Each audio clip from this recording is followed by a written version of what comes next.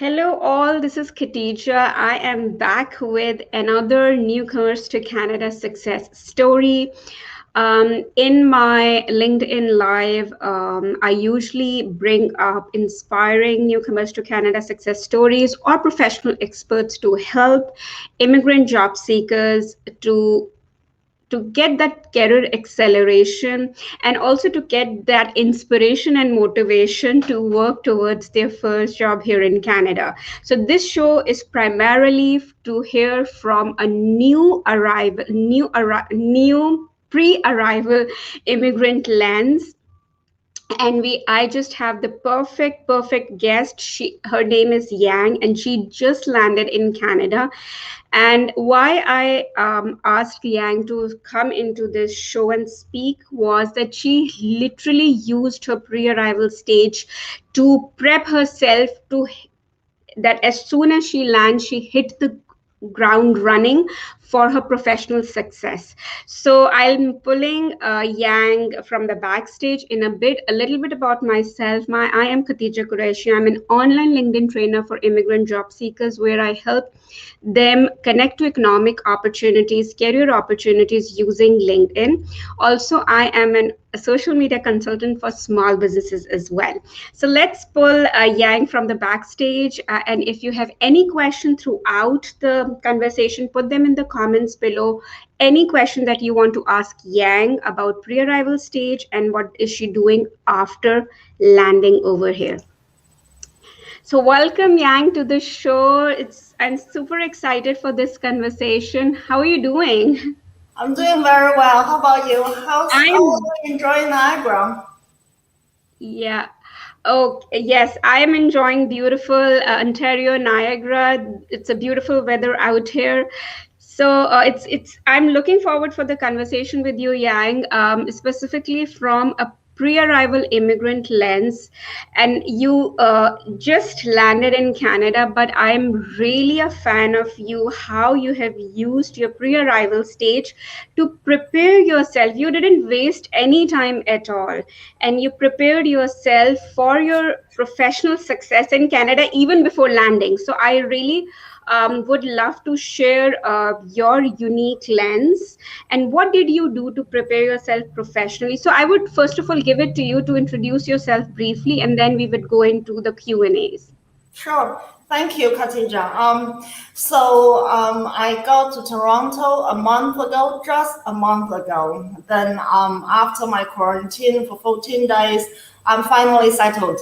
But my mindset did not start from the time that I finished my quarantine. My mindset to prepare for the whole journey of immigration started a year ago, just when the pandemic started.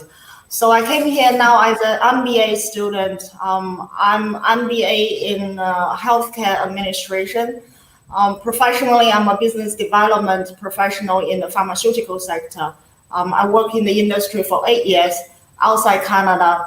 So the whole journey, is amazing. I absolutely, switch my mindset in preparation and get busy doing so virtually outside Canada, prepare myself to transit into the Canadian life science sector.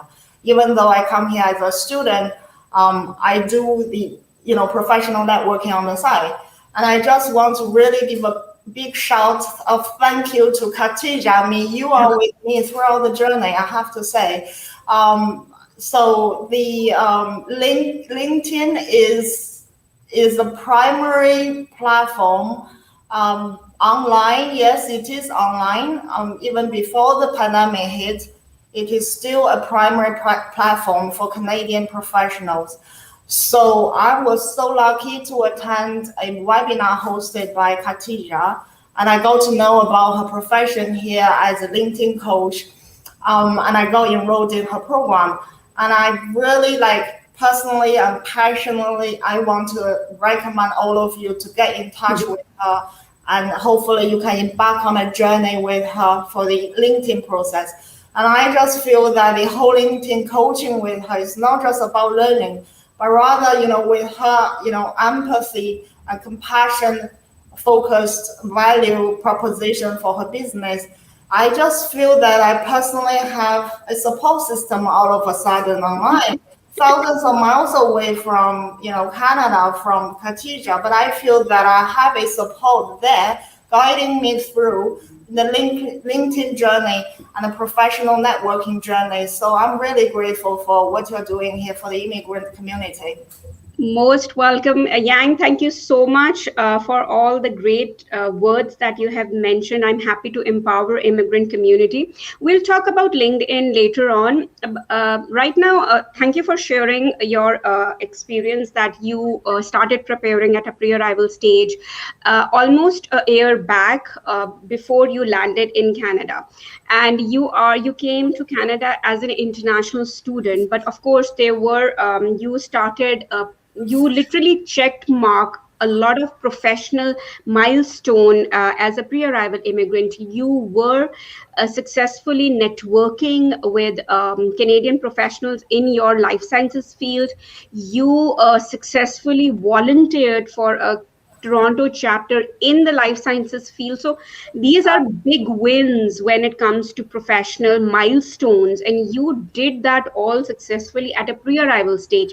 Like someone who is coming from Asia and then understanding Canadian mindset, I would love to know, like what was your mind process, like what was your process when you started, like okay, this is my goal and this is what I need to start preparing. So what was the process which you went through, that I need to do these thing at a pre-arrival stage? I just want to say to the pre-immigrants, I think it's a little bit late if you arrive here as a new arrival and start doing these things. But now I'm just targeting like the pre-arrival immigrants. 3 things you need to do: set your SMART goals. Number 2, network strategically. And then the final thing is be prepared to contribute. So set your SMART goals first. You have to have a goal, strategic goal, to know, what you're gonna do, what you're gonna achieve once you land here, and how long you have to put a time, a measurable time, and actionable points towards your goal. You cannot be like, in 5 years' time, I plan to do this, this, and this. But what about within the 5 days or 5 months when you arrive here? So set your SMART goal correct. Know the direction you're going, and put a measurable timeline and give you a deadline to hit the goal, and what you're gonna do. Put in actionable points 1, 2, 3, 4, 5 to hit the goal. So you have to do this at least 1 year ahead of time, because you have to, strategically plan for your strategic goals. And then network strategically. By which I mean that you can't just go to any kind of networking events. It's a waste of time. Sorry to say this, but I've heard that there are a lot of immigrants that are meeting, thousands of people, and it's really like they're really proud of the quantity. I sort of have a different mindset towards this. I feel that it's supposed to be, first of all, the right direction that match up with your strategic goals. Second of all, the quality of your networking, and then the quantity. You don't have to throw out the big, fish net and catch the fishes that you don't want. It is not about the quantity. It is about the right direction and the quality of your networking. And then I have to throw in the, networking on LinkedIn. You really have to thank this pandemic. I mean, everybody has the equal opportunity to network virtually now. So LinkedIn is a perfect place. I was just so thankful and grateful thinking back. I was just about to complain about the pandemic, and then that was delaying my visa process to come here. But then I became very grateful, because like I just see half glass of water full instead of half glass empty. Like give it a positive mindset. I think that everybody now has the equal opportunity going on LinkedIn and network. So use this network on LinkedIn as a great platform to network strategically. Know your direction, know the professionals that you should connect to, create value, oriented content, as Khadija coached me in her sessions. to build these meaningful networks, meaningful professions. So I think that is also one of the reasons, why I found so many opportunities, because once you hop on in LinkedIn, you will, those just open up to you. Mm-hmm. All the associations, all the companies, all the professionals have their, LinkedIn account that you can just follow. You can engage with them. You're not just following them and clicking on likes all the time. You engage, you contribute with meaningful, contributions from your background, and you just crack on conversations and you contribute, you give to these associations. That is where I found the volunteering opportunity in my industry, but based in Canada, but also through LinkedIn. So you can see how powerful LinkedIn is. So the third point is be prepared to contribute. So once you find an association and you have a group of people that you can interact with, you can immediately start contributing with your background, with your experience and skills, and with your resources. Even if it's international, this is a globalized place. This is a globalized world. I mean, LinkedIn, it's open to everybody in the world. So the Canadians are not shut to your experience completely from the international background, and they actually value your resources, your networks in Canada and outside Canada. So the last point is to be prepared to contribute. You have to give first. Don't always think about, I will give back. I was like, no, I'm not giving back. I will give first. Love. So prepare to contribute with what you have. Create value for the community and the association you volunteer with. From that point, you will start building relationships. Trustworthy relationships with the Canadian audience. With the Canadian employers. They have to trust you first before they even talk about an opportunity with you, and perhaps even think about career progress in the future. So be prepared to give first, be prepared to contribute, to build a trustworthy relationship. So these are the 3 points I just want to share from my personal experience. Perfect. I think so. You shared the gist of a PreArrival success mindset, basically, and I'll just repeat it in the captions that Yang shared her secret recipe of the professional milestone she successfully achieved at a PreArrival stage. Yang mentioned to strategically network, set up SMART goals, and start contributing to Canadian community at a PreArrival stage. And she is a big advocate of LinkedIn because that resulted her in her getting into conversations of change with Canadian professionals. Plus, she ended up through LinkedIn, she ended up with a very, very relevant Toronto-based space-specific volunteering opportunities as well. Yang, I would love to know, before we go into further questions, I would just want to throw it out to the audience over there on the other side who is watching us, that do leave in the comments below, if you're a PreArrival immigrant, which part of the world you are coming to Canada in. If you just recently landed, which part of the country in Canada you are in, or if you are just a global audience, where from which region in the world are you watching from. So do leave it in the comments below. If there are any questions, any immigrant questions for me or Yang, we would love to address them. Okay, let's continue with the Q&A. Yang, you mentioned very, very specifically that at a PreArrival stage, all immigrants have equal opportunity to network, to connect, to converse, and even contribute to Canadian communities. I want to know, did you at any, because you did mention that you started learning about Canadian culture, Canadian people, Canadian mindset. So were there any cultural evolution that you went through? Let's put it this way, were there any cultural shocks which you felt that you would need to evolve for the career success? So I just wanted to take your take on that. Thank you for asking this. I think this is great. I mean, I can evolve your question to a professional culture shock as well, but let's focus on the general culture shock. So in terms of communication styles and business communication styles, this is very important for all the professionals. Day-to-day communication with your community in Canada and your professional setting. The communication style here, I have to unlearn my background to learn this one. The new one is that they are using a polite but very assertive and direct approach in communicating their ideas, the positions where they come from, and all their contributions. They communicate with direct, assertive, but polite way. This is different from where the background I'm from. I mean, I've traveled also around the world, but the paths that I've traveled, they are not very assertive, and the way they communicate is kind of indirect.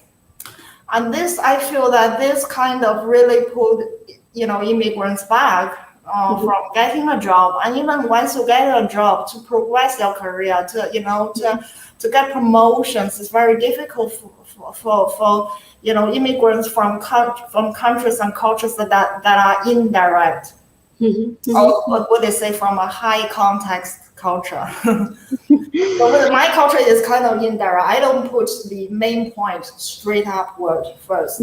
I have to go all around, a bit around the bush, and hoping my audience, get the point that I want to express, or maybe read between the lines.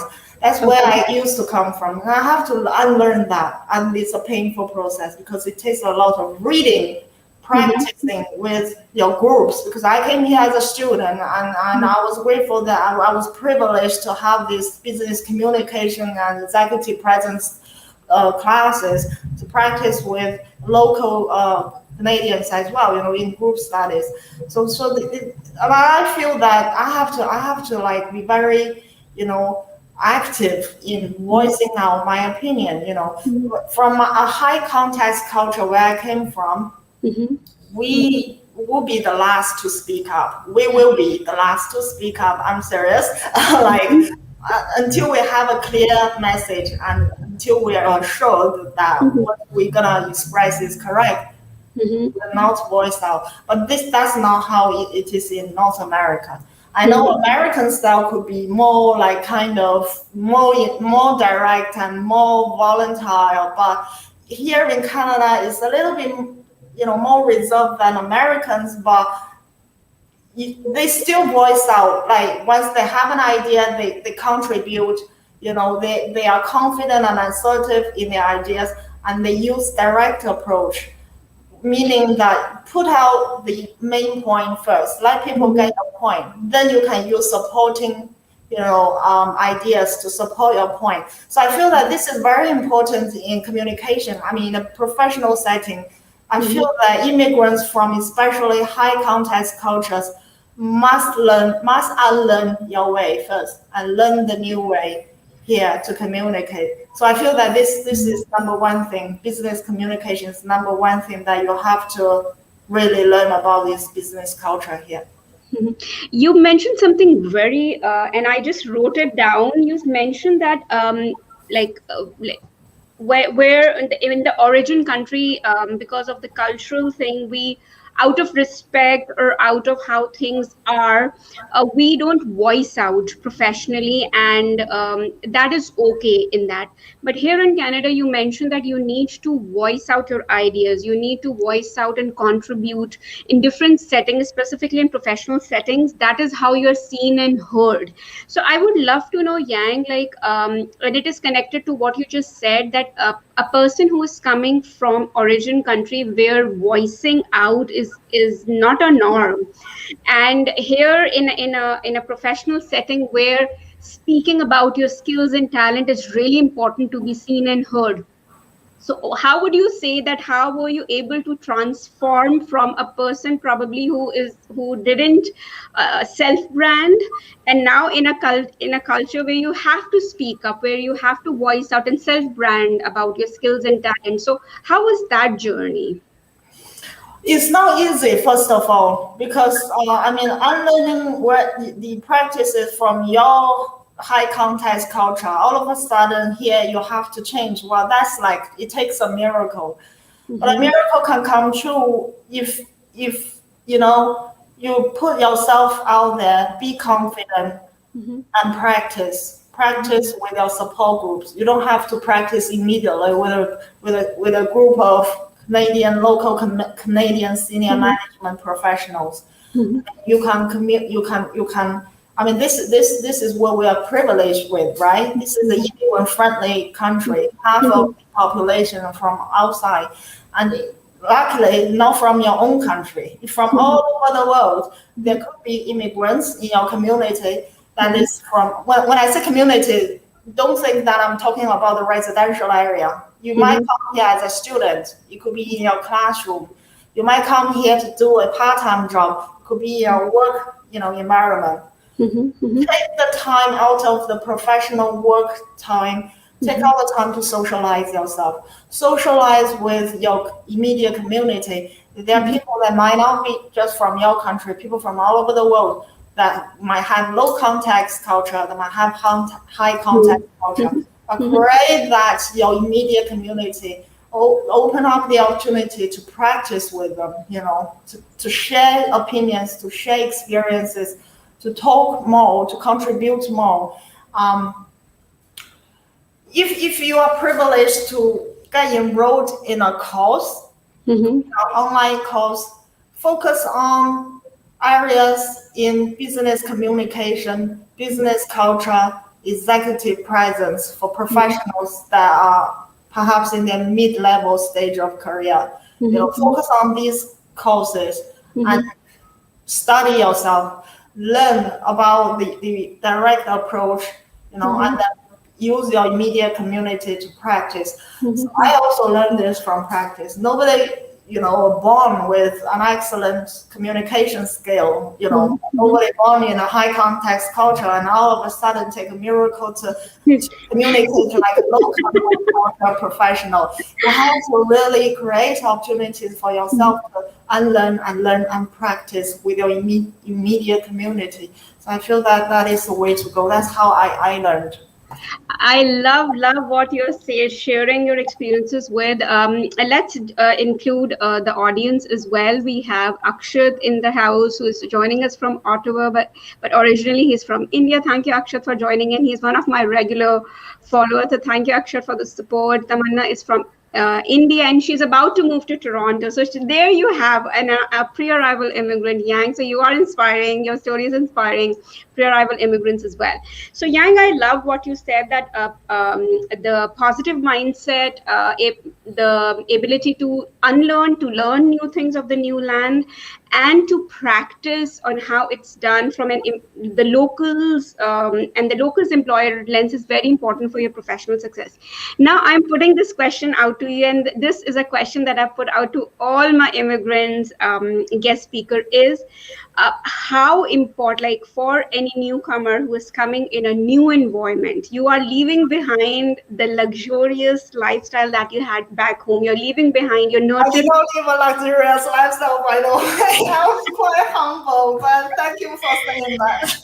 Okay. So we leave a comfort of our origin country and we Yeah, come comfort. in a new environment. So let's put it that way. We leave the comfort of our nurtured community back home and we come in a new environment. We're starting from scratch to make new friends. We're starting literally on scratch to look for a new job. We're starting from scratch to learn new things.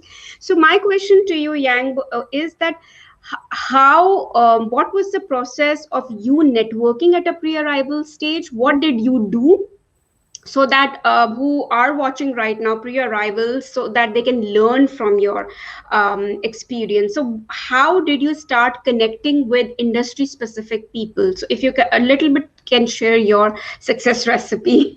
Thank you. Yes. So again, I go back to the 3 points I just mentioned, and the first one is set your SMART goals. I don't know if, shall we go through what is SMART goals? I'm not sure if the audience had an idea about that. Smart goals, yes, briefly, if you can just share it, because I'm very mindful of the time as well. So briefly, if you Okay. can, yeah.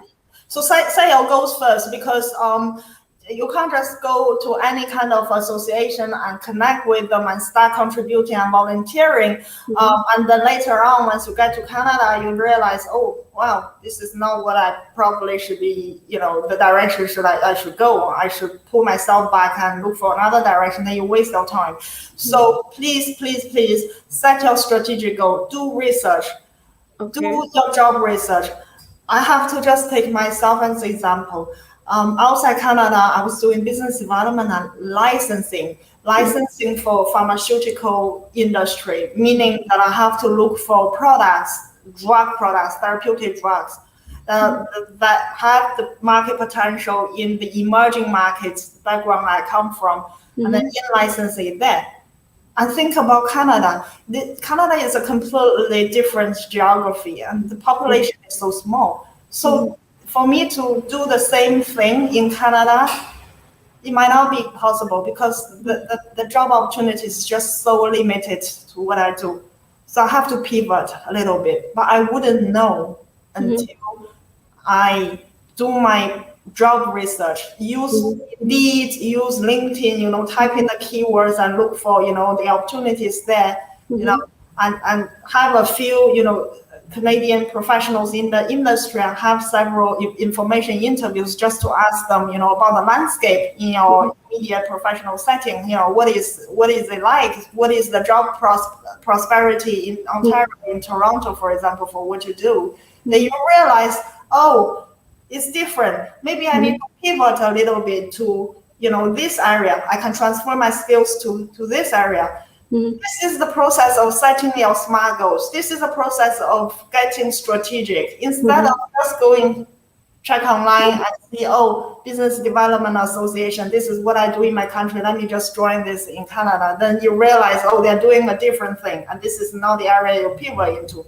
So you have to be strategic first, set your goal, know your direction, then use platforms such as LinkedIn, look for professional associations and groups and communities to network, to contribute with what you have.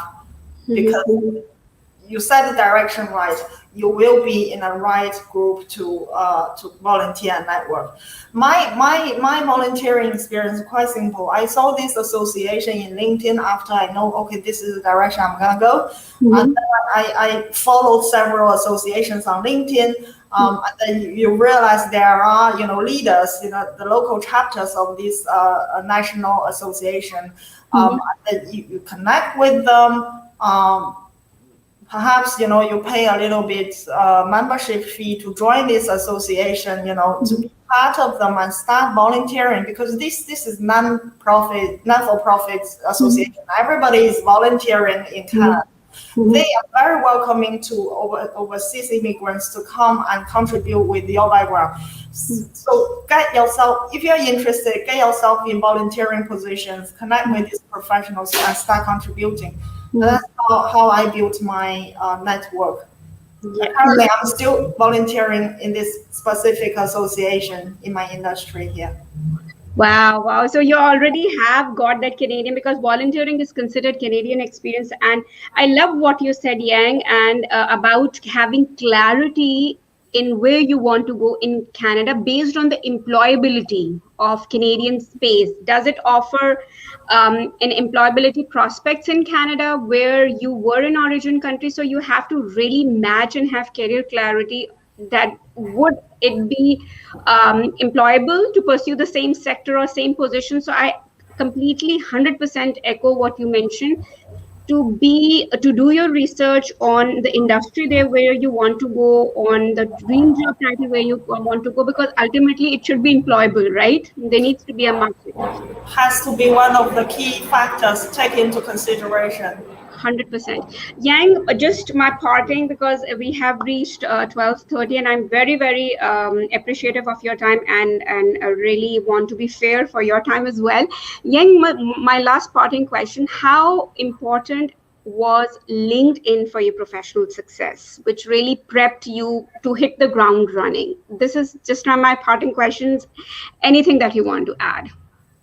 LinkedIn is so important. I didn't use LinkedIn at all in my country. I mean, like, that's just like, in my country where I came from, LinkedIn to us is like Instagram. You can have it or not have it, and you won't do anything to your profession. But here it's different. Here it's all about self-branding. And this, again, I have to say, being assertive and confident about the skills and experience that you have, and you have to really sell them out there. I know people from high context culture like me might be a little bit reserved in presenting us. Like, you might feel that, oh, you're bragging about yourself and being arrogant, but here it's different. You have to have the confidence to present yourself out there. You have to have your self-branding, self-marketing. So I feel LinkedIn is a perfect place for self-branding. You put your brand statement of your profession, of your skills and experience out there, and then people can find you, people will notice you, and people will trust you. This is not about bragging yourself. This is about building trust.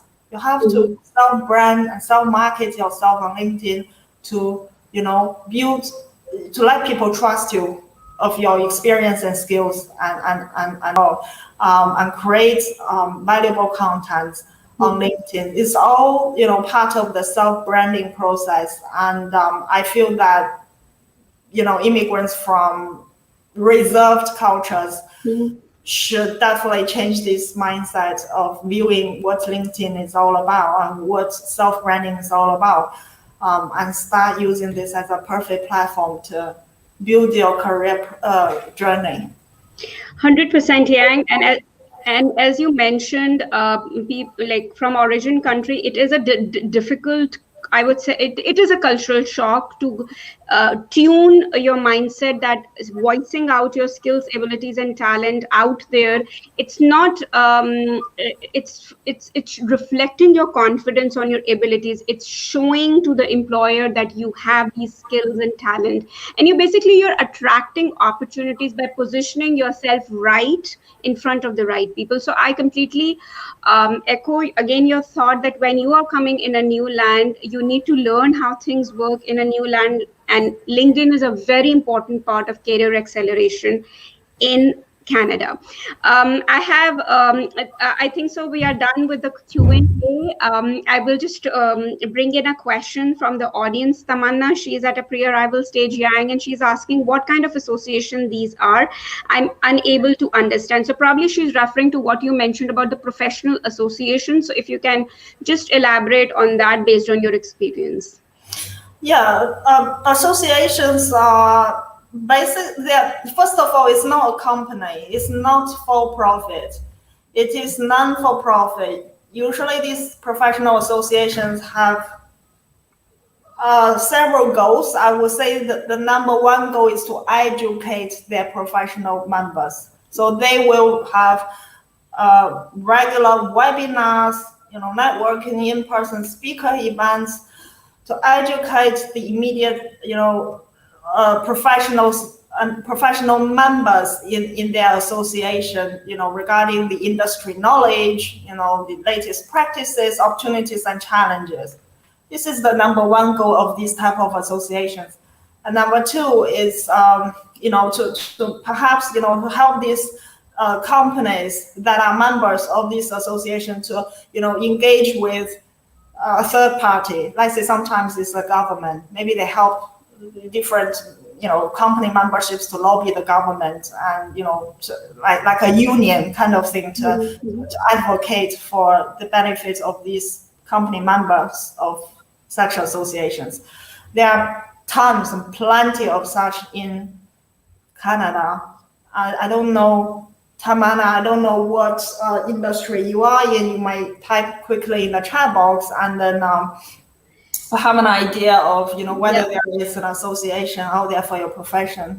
there are some leading questions. Where can I look for certain associations? And I mean, is there any website? From my information, Tamanna, there are plethora, just like Yang mentioned, there are plethora of associations, member-based associations in Canada. Like few I can mention for project management. There is PMI, which gives out PMP certification, so you can be a part of PMI to connect with project management community in Canada. If you are in HR, there is HRBA, which you can be a member of HRBA, and the whole idea of these associations are professional development, to make you understand what are the trends and information coming in that space, and networking is a very important piece of it. So I would, just like Yang mentioned, go on, and this information is out there in the public. Go to Google, write down the keywords of your industry, and just like, for example, if you're in supply chain, just like supply chain associations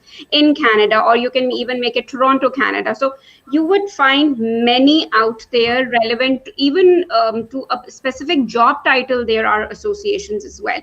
So use the fathers of search engines, Google, and you will be able to find something.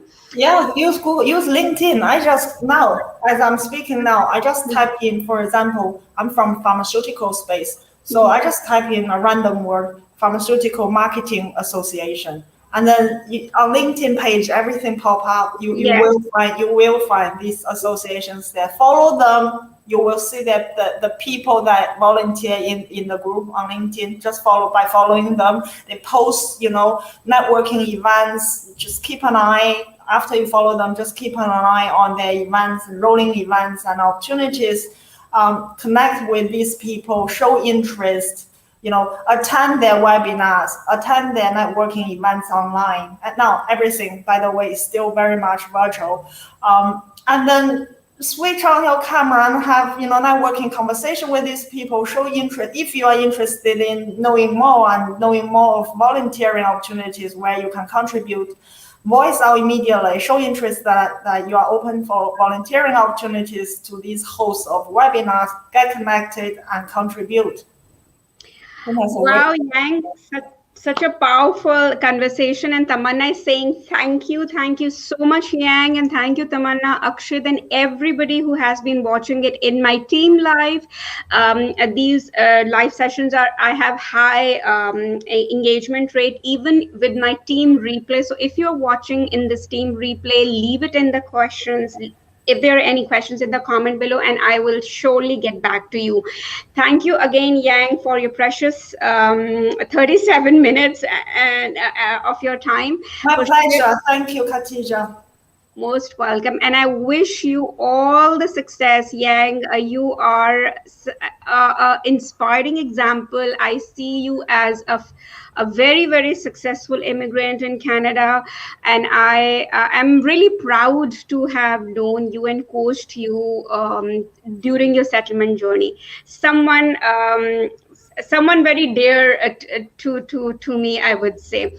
That So the same. I just feel that you are there all the way, supporting me, morally as well, with this whole LinkedIn and immigration journey. And I continue to know that you are there supporting. So I really want to, just recommend your program to the audience in the house today, because I feel that this is not just about LinkedIn. This is about building your support network and mentorship.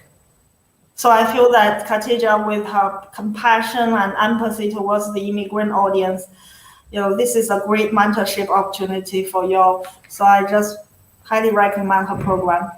Thank you so much, and I'm happy that we were able to even continue the conversation beyond the program. And it takes two, like you were very active with me, so that's why I was able to do that continued mentorship with you. You did the relationship really well.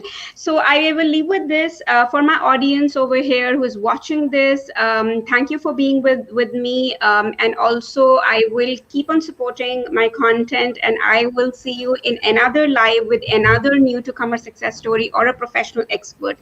This is bye from my and Yang side. Bye. Thank you. Bye.